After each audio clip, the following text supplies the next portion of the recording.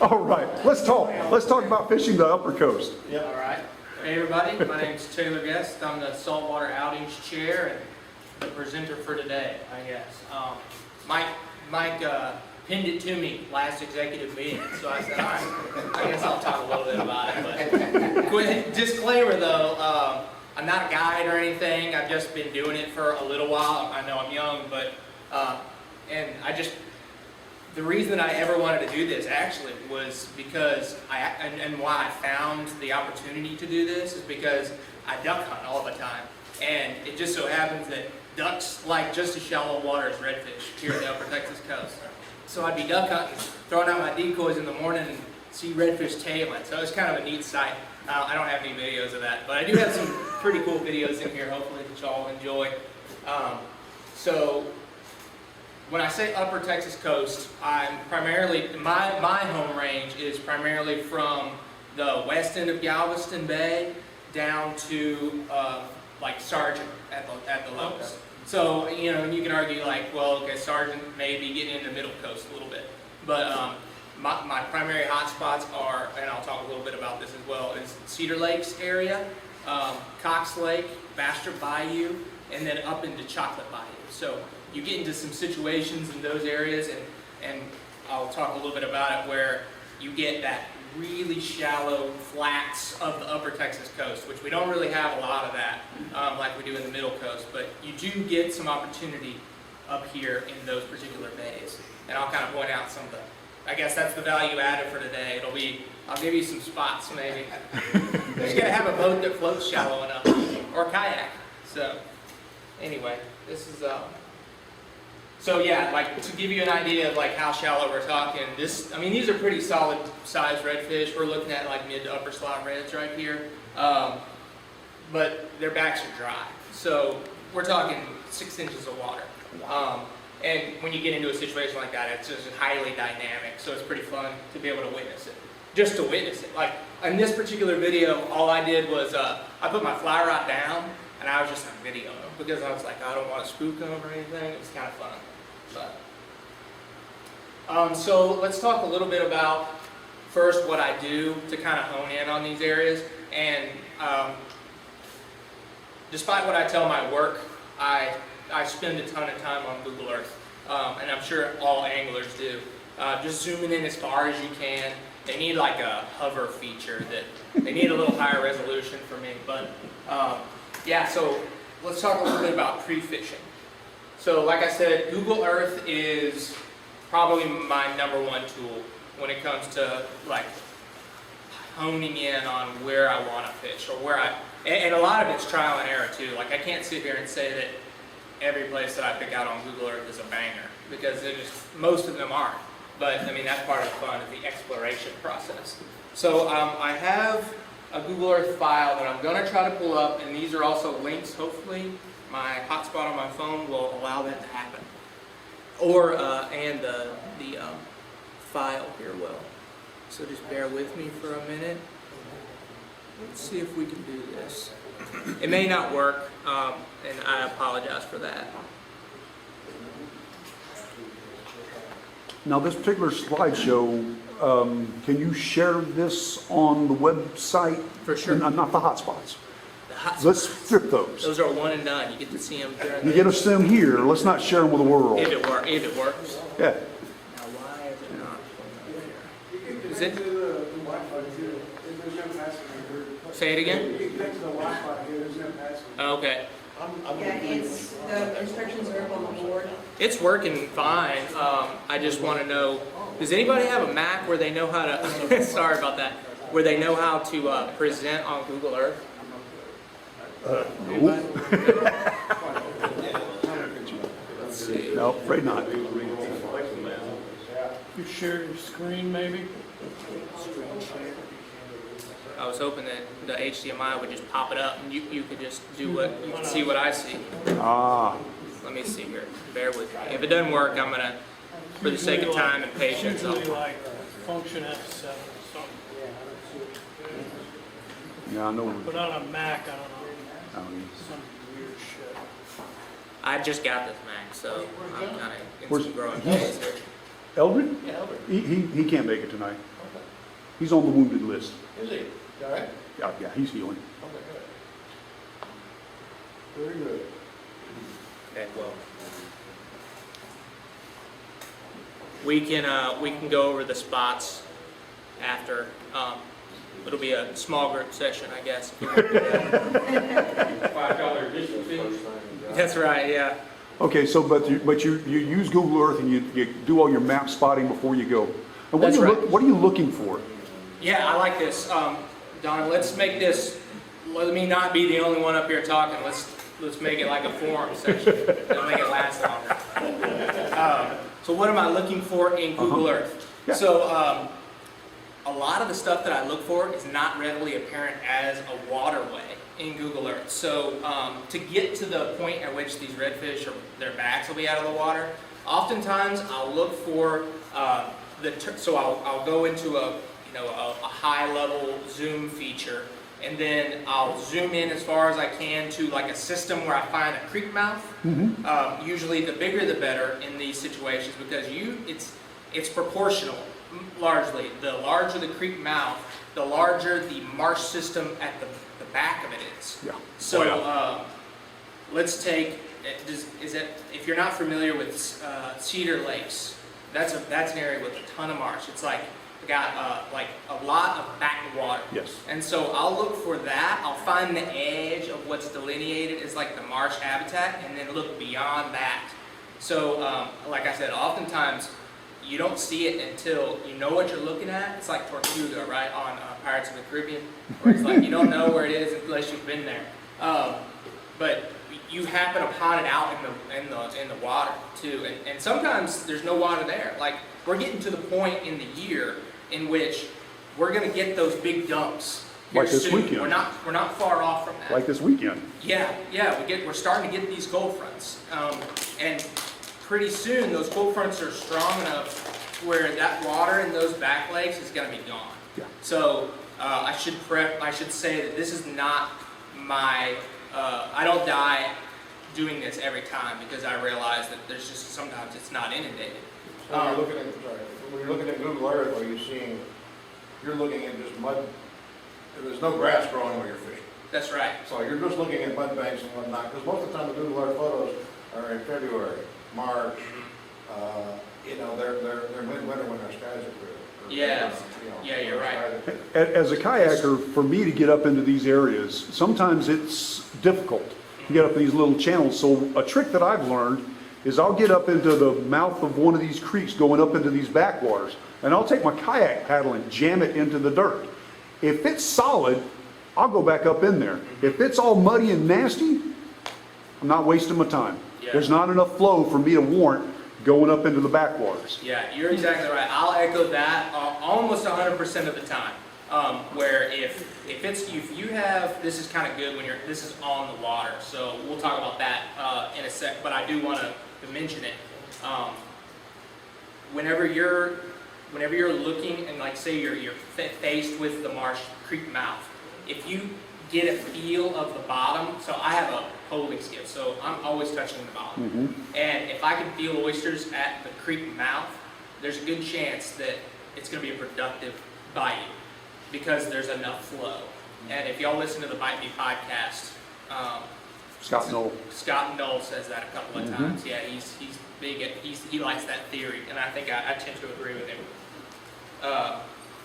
So tides for fishing is another, I guess it's kind of new, not real new, I mean we're talking years now, but it's a pretty good summarization of like a lot of abiotic factors that I would look at whenever I'm gonna scout for, like say I figured out my location, now I gotta figure out the day. And then if I have multiple locations, that is really great for weeding out spots. So basically, if you're not familiar with tides for fishing, you can type in tides for fishing, and then they give you several location points along the Texas coast. Well, I mean several, there's probably 30 or more. But it gives you a lot of abiotic variables to look at. It gives you barometric pressure, which I tend to subscribe to. I don't know if that's a bass fisherman in me growing up, but I do like that. And it's funny too, because when you're fishing with Well, actually, maybe it is pretty accurate to what we feel, because the fish are almost in that ambient barometric pressure, because there's not a layer of water column above them to change that in this particular scenario where you're really shallow. So it gives you barometric pressure. It gives you a decent representation of what the tides are going to be. I'm waiting for like a really high level correction factor for that NOAA puts out to give me like really specific lat-long variations in tide. Because if you fish backwater, you're going to be delayed sometimes a couple hours potentially, depending on where you fish. So you have to. That is time on the water, is what that is. You can get close, but then you get out there and you really figure out what's going on. It gives you the soul lunar theory, if you like that. Sometimes I feel like I'm dead on with it. I'm like, oh, they got it, and then other times it's off. So, and that has to do with the tides and the lunar phases. So, you know, if you're fishing really back in the backwaters, it's going to be a little bit off. You get some guys that subscribe to that theory so heavily, they won't even pick up a rod until the perfect time to fish is there. Yeah. But guys, how you get your cast on point is by practicing. If you don't think the fish are biting, practice your cast. Yeah. So those are about the 3 best parameters that I look at, the ones that I kind of tend to follow on there. There's a couple others, like there's some good graphical representations on there, which are nice, because if you go to NOAA tides and currents, which is on here, if you go to NOAA tides and currents and you don't really know what you're looking at, it can be hard to decipher. So I think that Tides for Fishing does a real good job of distilling down what like an angler would want. Because NOAA tides and currents is kind of technical. But it's actually better, and I'll explain that in a second. I also have a wind app, which is probably the most important thing for me for fly fishing, as far as like whether or not I want to pick up a fly rod. Because I conventional fish a lot. And I do it in the same way. I have sight cast, but I use soft plastics. I find that if it's a windy day, which a lot of times on the Texas coast it can be, it's really conducive for that. But windy or wind finder are good options. I tend to find that wind finder I think is a little more accurate to the real-time conditions out there. Windy's pretty good. They have a nice app, which is easy Do to you read. pick your locations to fish also based off of wind direction sometimes? I do, yeah. So it's not the sole reason that I choose a spot, but if it's like blowing 10 to 15 miles an hour, usually I'll look at windy more heavily than I will on other days when it's not. And that, you know, that's kind of, that seems like it would be something that's reasonable, a reasonable thought. But yes, I tend to like this time of year, southeast shorelines, the ones where you're blocked, because our bays run southwest largely. So if you're southeast, then the wind usually blows southeast in the winter or in the summer, so you can get blocked by it. Which there's a ton of habitat to fish that on the Texas coast due to the way that our bays flow. Now in the winter, I tend to go the other way. I'll go on the northeast side of stuff because the northwest winds will blow. So it's just a lot of being frustrated by the wind, and then you really take it seriously. You're like, all right, I'm sick of this, so I'm going to hide anywhere I can. Especially in a small boat that I have. So What are you running? I have a picture of it actually. It's a Ancona native. So, native? I've got a shadow cast. Oh, cool. I almost went with the shadow cast. Native's a little bigger. Yeah, a little, and that's what I don't like about it. I want it to be tiny. I like the shadow cast a lot. Do you have the 16 or the 18? Yeah, that's nice. We got to get out on that. I'll trade We'll you. swap some trips. Yeah, I'll pull you I'll around. work out. Oh, cool. Okay.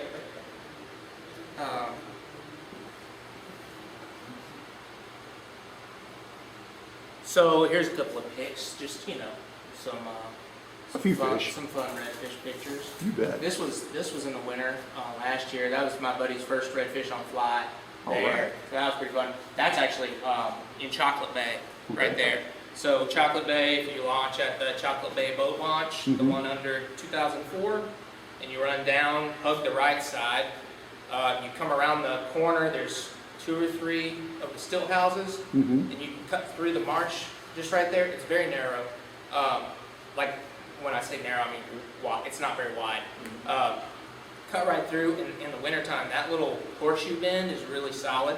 And then another, probably not a secret spot, but it's a little harder to get to for kayakers. If you keep going around the bends, like you're going to Bastrop and Christmas, and you're about to hit the ICW, veer off, there's one lone still house out there. You take a right around it, and there's this really narrow creek mouth that runs. I've gone all the way to the back of it because I just like the exploration. It was probably like 6 miles of just going like this. So it was terrible. When I got back there was no fish, but that area is another good spot too, so for the winter. Anyway, those are the picks, a couple picks. Let's talk about gear. Everybody in the fly fishing world loves gear, including me. So this is my dad actually. This was his first redfish on fly. This was last weekend. All right. And you, hopefully the resolution due to the paint here is a little lower than I like, but hopefully you can see just how shallow this is. Oh yeah. So this is my nave. I actually bought it used from a guy out of Rockport. Yeah, he lived in Dallas, and he was just decided he didn't want it anymore. Poling is a little challenging sometimes, and so I got it from him, and I love it. It's a tiller. You can see the depth there.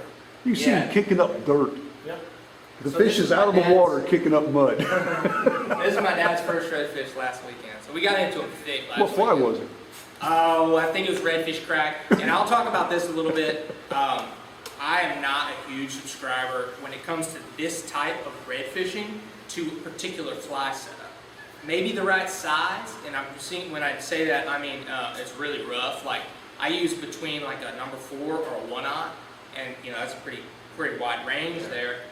The key is just to not go too big, because if you throw a soft plastic, like I throw 3.5-inch soft plastics most of the year. I throw small stuff because I don't want to spook fish.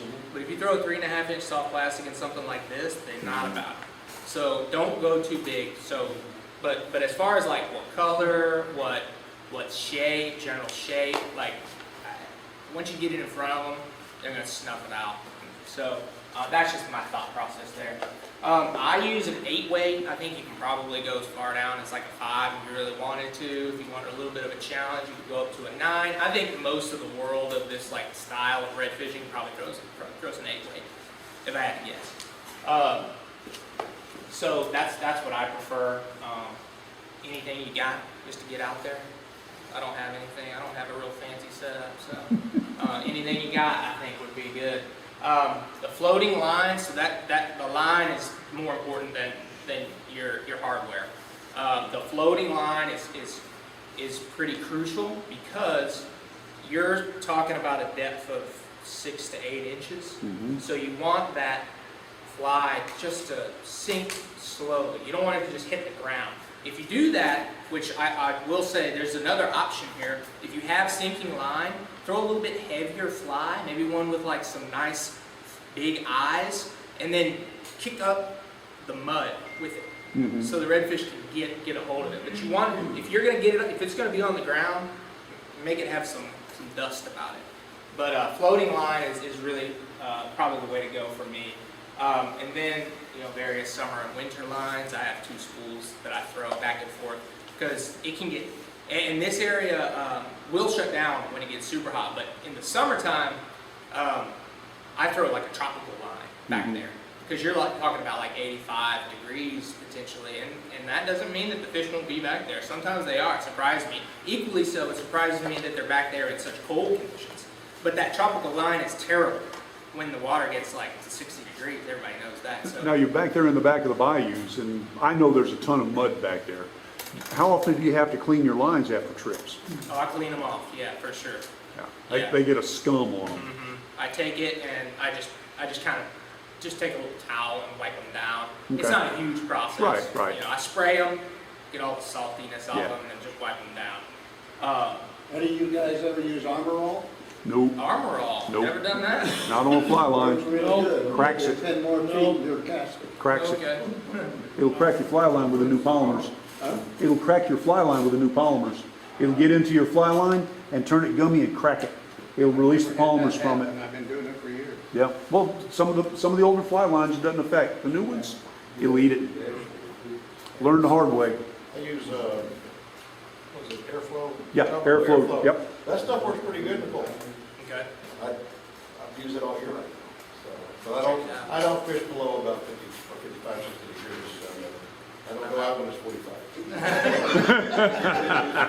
But I was really surprised. That's when I fished with him, and he had some, and I couldn't really deal with mine. My tropical line that I had at the time, and I switched over to turkeys and that. Now I use them for turkeys now. For what I consider fishing conditions here. That's good. Airflow? Airflow. Yeah, airflow. It added 20 feet to my cast. Okay. It's a thicker line though, so you might Yeah, have to it go back shoots. off if you want it. Yeah, I have my, it's been so long now, I probably should change it.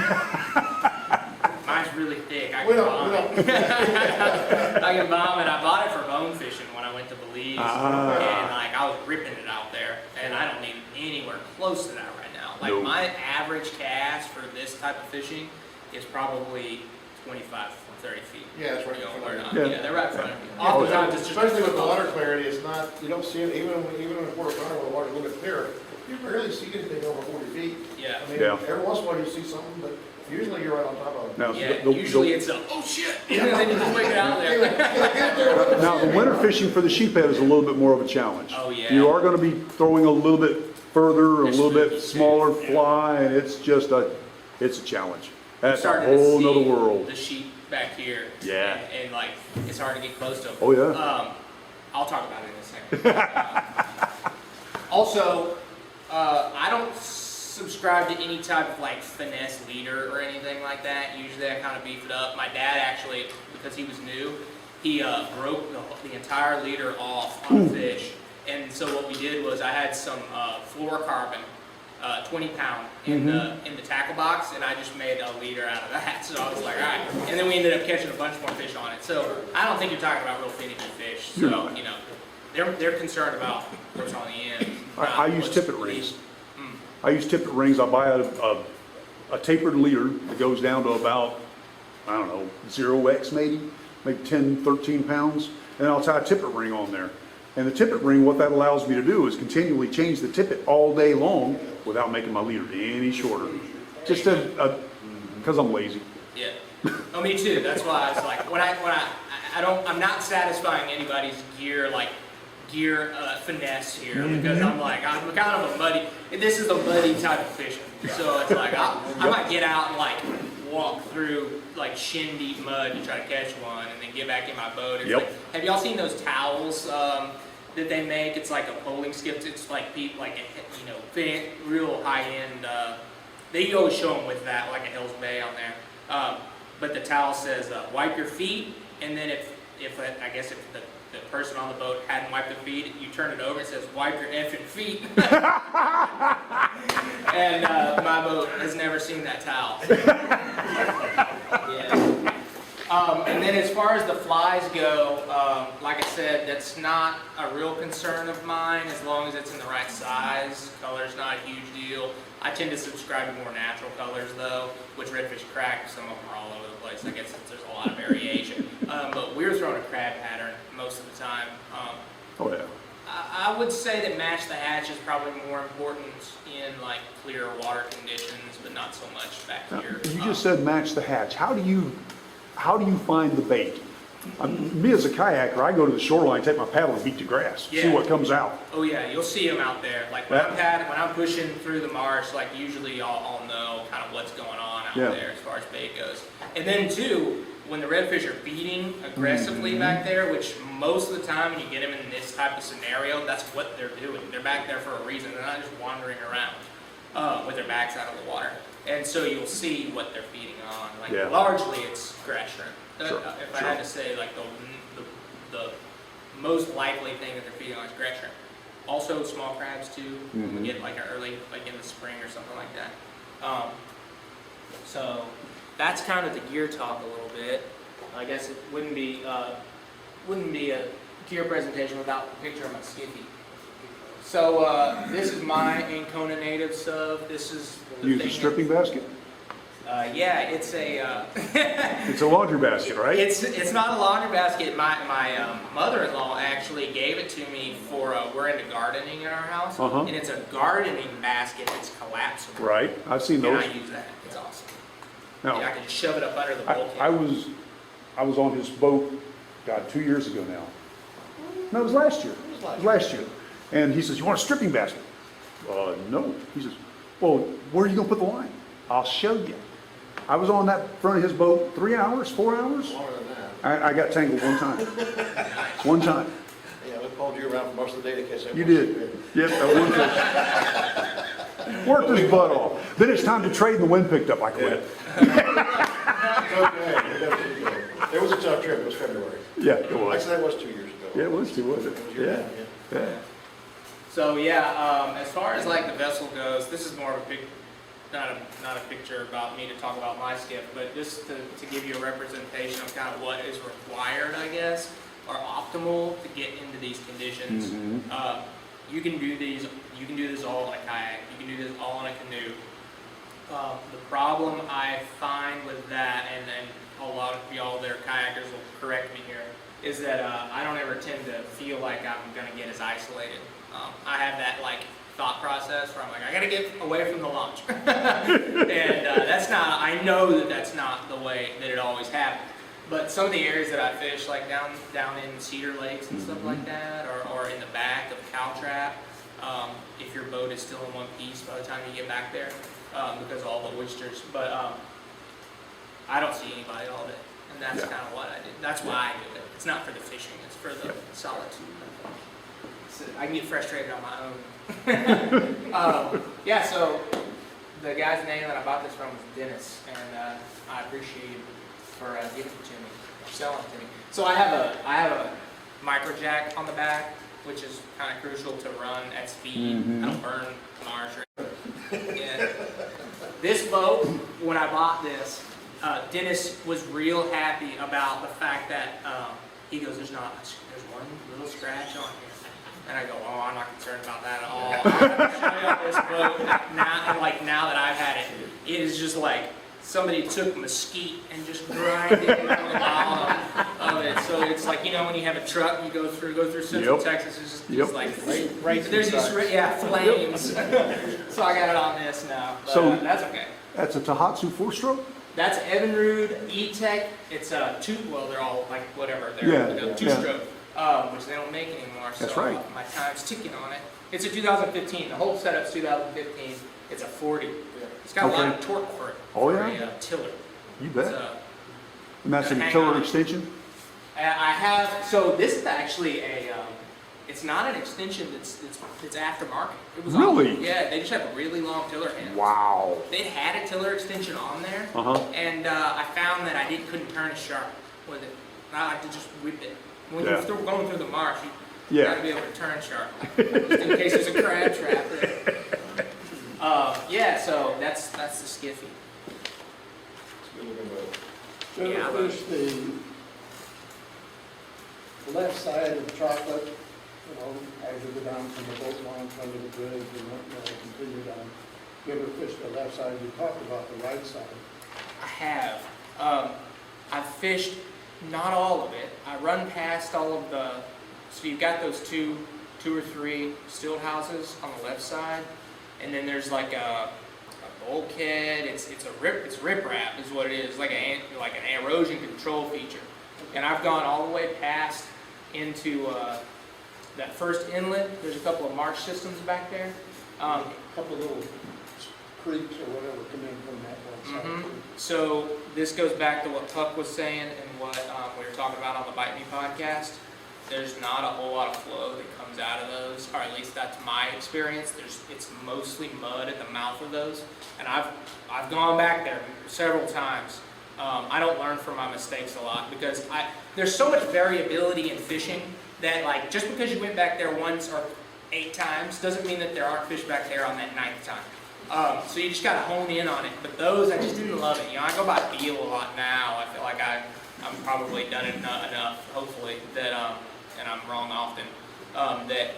That particular area, I don't love those spots because they're a little silty at the mouth.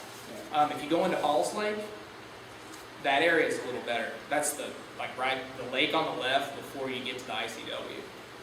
Yeah, Halls Lake's a little more. It's got a little more flow to it. Yeah. Okay. Tactics. Let's talk about honing in.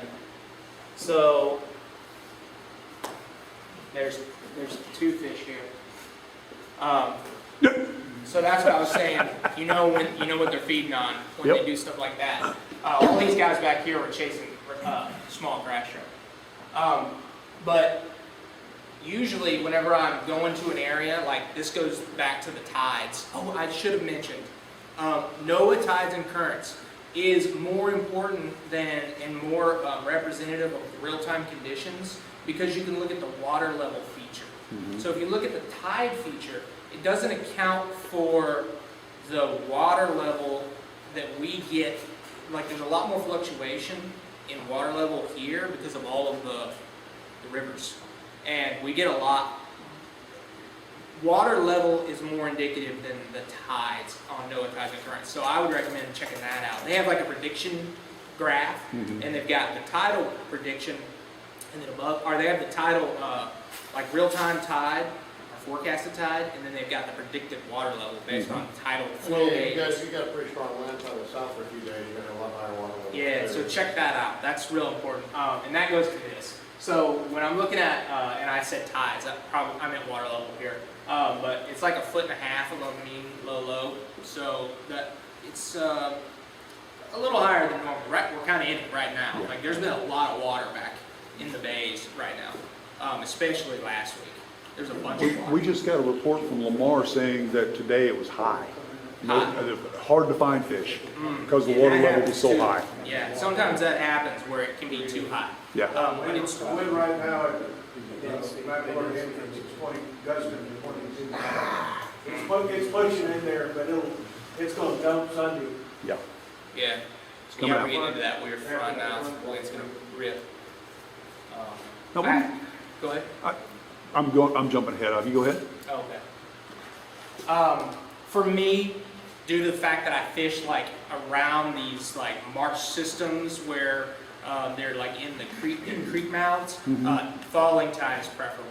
I'll fish anytime, but I tend to hone in on falling tide. That's really what I like. And this is not from any experience, but just thinking like biologically. In like the middle coast where you've got like, I think about brown and root. When you think about brown and root, like a lot of times, like those fish are following the tide up, so maybe you want to fish that on an incoming tide. Yeah. But here you want to go quite the opposite because it's pulling water out and bait out of the grass. So that's just something to think about. The more dramatic, the better too. Yes. And it's like a couple hours before low. That's when I really find that it's awesome. I like fishing in the evening too, and I find that if you can get that with an evening, like a sunset, that's the best. Maybe it's just because I feel like, oh man, because like most people probably don't fish in the evening. So if you can get out there, that's the best. The golden hour. Have a litmus test. So this is kind of something that I picked up because it saves me time. And what I mean by litmus test is usually when I'm going to an area and I know that the trek to get back to this system that I want is quite lengthy, you might have to get out and push the boat, different stuff like that, it's going to take time. I have another spot that's smaller and closer and is indicative of that system back there. So like for instance in Cedar Creek, or in Cedar Lakes, there's a spot that's pretty close and it's easy to access. I'll go to it first, and if I find a subset of the redfish population for that lake back in that little flat, I know that there's even more in this bigger flat that's harder to get to. Gotcha. So I'll spend the time to go back there and do it. So have like a litmus test. I found out, I still do because I'm such an exploratory person when it comes to it. I find out the hard way a lot. Like I'll spend like an hour getting to a spot, and then there won't be any fish there, and I got to spend an hour getting back out. So have a litmus test. That's a good one for an explorer.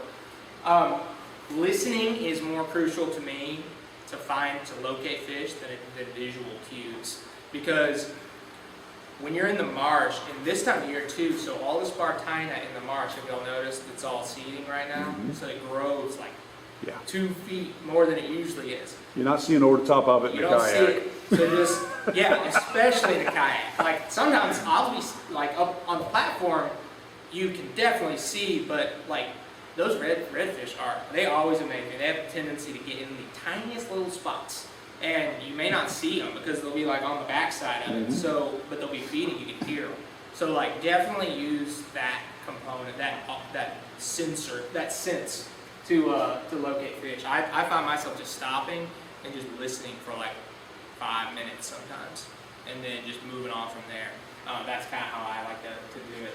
And if they're feeding, you'll know, because they're pretty loud. Oh, yeah. And then find the terminus. So this goes to that, like when I'm looking at Google Earth, I find the very back of everything.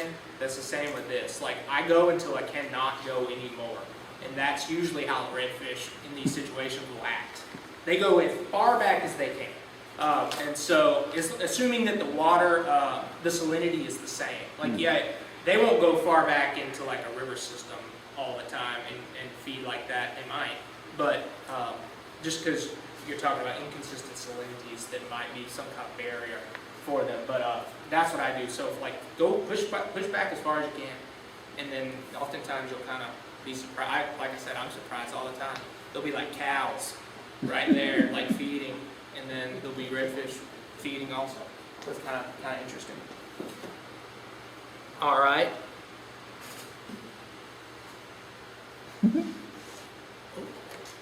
Here's my dad's first release right here.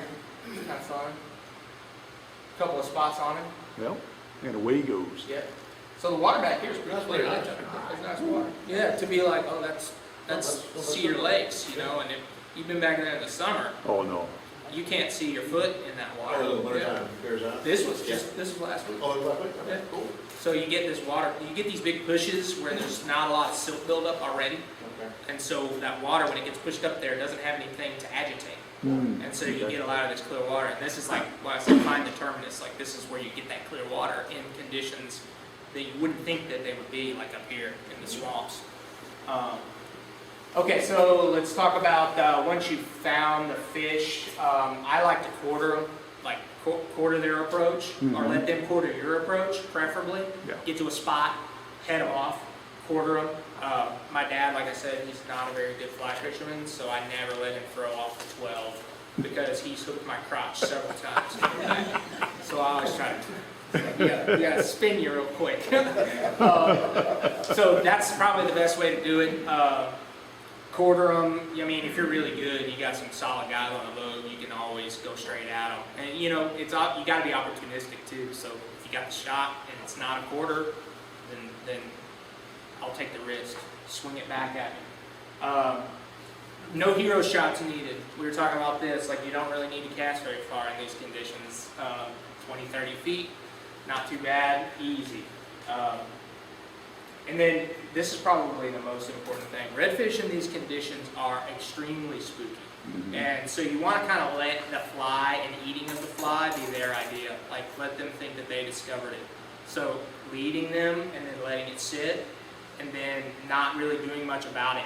If you strip it a little prior to them coming up to it, it might be fine, but no big strips. You're not like wanting them to chase it. Redfish have such a subterminal mouth that they're often naturally feeding on the bottom. That's why they tail up and everything. Like, anybody who's fished with the topwater lure knows that, like, it's frustrating. It's fun, but frustrating. They're like popping it up in the air because they're not naturally, they're anatomically not built that way. So, like, getting it on the ground, kicking up a little bit of dust, like I said, and then just kind of letting it sit there. Let it be their idea. I have a video here in a second where my dad he wanted it to be his idea, and it didn't work out. And then it goes into the setting technique. This is a big one, I think. Strip set is king with these fish because so as opposed to a trout set, strip set will accomplish two things. It will one, obviously get a good hook set, But what it won't do is pull the lure out of the water. That's a huge mistake because those fish are gonna chase it. Yeah. But if it's out of the water, they're not getting it. If you do it a strip set, you've got 1 to 2 feet maximum. That's how far you move the fly. That's still within their strike zone. Yeah. You may get another chance at him if you've only strip set and have not lifted the rod. For sure. Yeah, don't ever lift it out of the water.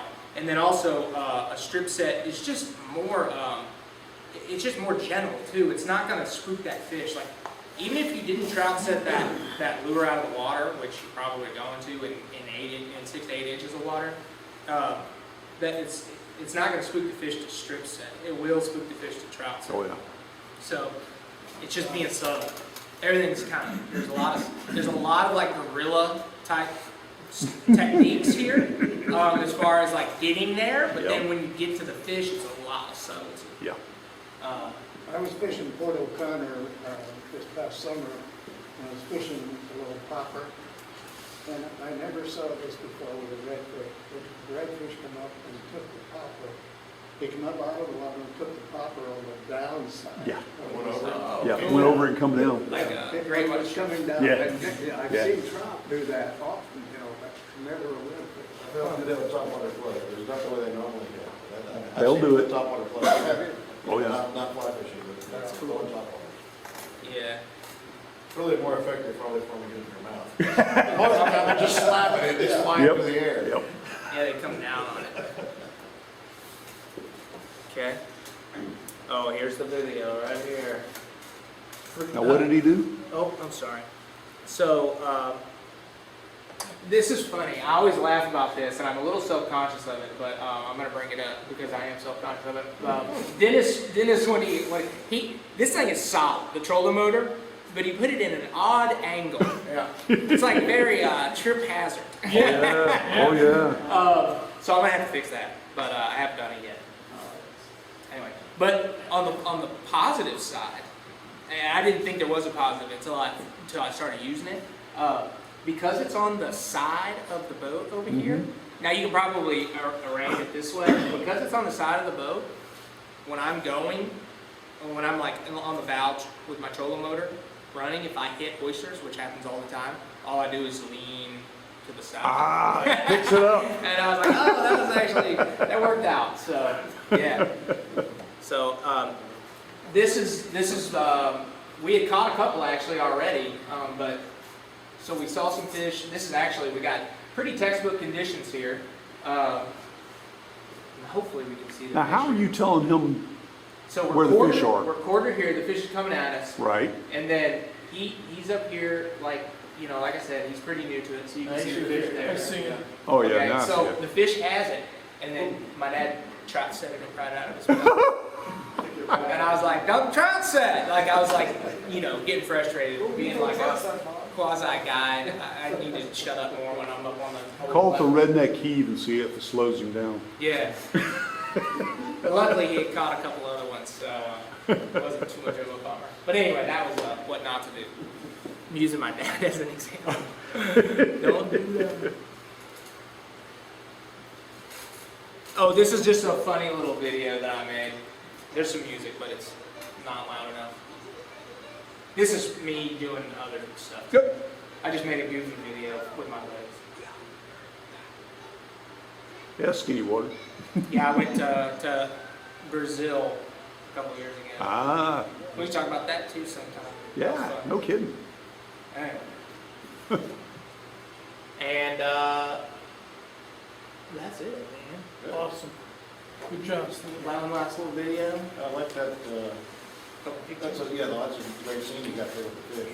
Yeah, It's a great video. those are some big fish, like Yeah, pretty those good are fish back nice there. sized fish, yes, yeah. Sometimes they're not always, like that same area was where I got my dad on those fish Yeah. in Cedar Lakes, and the whole population was 3-4 inches smaller. So they come and go. Fishing, I guess, I've never been. You got the right boat for it. Yeah. You just gotta, my opinion about like learning water, and I think everybody would agree to this, but sometimes there's the consequences are higher up here where we are, and maybe down low. Well, I don't know, because y'all got sand. But go in the winter, you can find out where all the oysters are. Yeah, you see it. And just burn it. Seal. Yeah. Appreciate you talking with Oh, us. thank you. Yeah, thank you. Hopefully that wasn't Perfect. you know, I know that. And entertaining the audience at the same time, that with our oddball questions, that's always a bonus. Have any final questions? On your mid-color motor, when you're going into a fishing area with your mid-color, how close do you get before you stop using it? So you don't spook fish? Usually, it depends on how aggressive the fish are for that particular day. Like sometimes I'll notice right away, because you might not see the fish in some situations, but you'll see them wake off. And so I'll pull the trolling motor right away. A lot of times I never use the trolling motor in this area, primarily because it doesn't run in that shallow water. I'll pull in. But like if I'm doing conventional fishing by myself or like with somebody else and like I notice that the trolling, I'm kind of plastic when it comes to that. Like if the trolling motor's not spooking fish, but sometimes it does not. Yeah. I won't pull it. We'll just run with it. But if it is, I'll pull it right away. Like I'll know. You tend to know because you just see those redfish Now, wake off. if you're on your boat by yourself and you're poling, how do you do It that? sucks. How do you pole yourself? I've got a trimaran. I've got a kayak with 2 outriggers, and I can stand up and I can push around and pole around. But buddy, by the time you take and try to set down what you're pushing on and grab a fly rod and stand back up, Fly it's fishing done. is really, really hard when you're doing that. Spinning tackle, you can just grab it real quick and make a quick shot when you see something, then put it back down. Yeah. Keep you 6.5 Fly rod's a lot tougher. casting rod with a pistol. Right? Yourself. Yeah, you gotta get it out. I've done it, and I still try it every time I'm out there by myself. Yeah. But it is very frustrating. But if you want like a lot of gratification, How do you do that. when you paddle in a kayak in a redfish? Well, I have a Hobie. I pedal. What, a coxcomb? I have a Hobie kayak. It's got the pedals, so I'm hands-free. I use the trolling motor Oh, yeah. over here and there. Just drop the paddle. I drift. Across flats where- Spearfish. Yeah. And I never have too much time. I see a fish, I get one shot, and then I spook it. Yeah. But it's the way, it's my most effective way to use a fish on myself. Just When I'm drifting. When I'm really skinny. We're doing way back up in the creeks, you know, just talking about fishing on a fallen time. Will you go in, well, let me ask you this, are you assuming that the redfish run up in there during the high tide and then are just working it when it's falling? Yeah. And then they just stay up in there, or like, will they run? They'll move out. Yeah, They'll run out? they tend to move out. Okay. Usually, like, so this goes with, there's so many variables with tide and wind and, you know, all the abiotic factors that will play into how rapidly water moves out of a system or doesn't. And so usually I kind of play it by, like, if I'm in an area and, like this, for instance, this last week with my dad, those fish, we noticed that they moved out of that system about like an hour before the low tide. Like they were out. And we could tell too, because it was just got harder and harder to pull because we were just dragging bottom and, you know, like, but we tend to, we'll stick with them until they leave. But yeah, that is something that you can miss them if you're not on it at the right You're window. going in, they're coming out? They could already be out. That's the worst case scenario, right? Where The you're worst like, case you get there scenario too is the late. water disappears and you're stuck. I guess that's the worst. It's never happened to me yet, but I've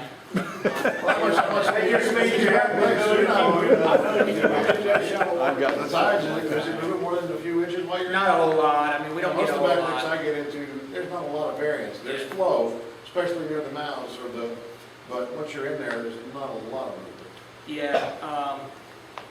Yeah, if I can get in, I can get out. Okay. Yeah, there's not a whole lot of movement up here, really. Sometimes though. Yeah. My dad has this horrible fear about it. He actually has a poling skiff too. He bought it just recently. He has a skimmer skiff. It's a nice little. Sounds like your dad's been stuck before. He has. I guess it just takes once. Because now he was like, the whole time, he was like, oh, are you worried about getting stuck? And I was like, no, I have you here. All that means is he'll guard the skiff while you walk the get help. That's right, yeah, there's no walking out of that spot, we were gonna die back there. Yeah. Do you ever go up to specs? You ever fish for specs?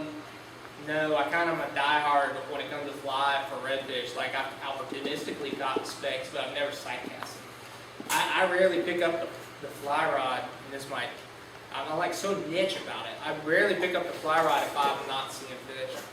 Otherwise, like, and I love fishing for trout, but I wade fish.